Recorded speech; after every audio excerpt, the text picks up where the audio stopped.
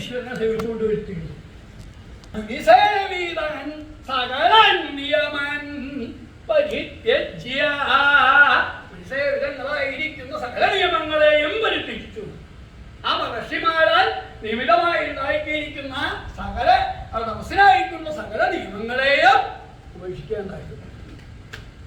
എന്താണ് ഉപേക്ഷിക്കേണ്ടത്? ശരിയായോ അർജുനൻ ചെയ്തത്? മഹർഷിമാർക്ക് ഇത്ര സമയമില്ല. എപ്പോഴാണോ ആ ഭഗവാൻ മോക്ഷം പ്രാപിക്കുക അതുവരെ തപസ് ചെയ്യാനാണ് അവരുടെ കണക്ക്.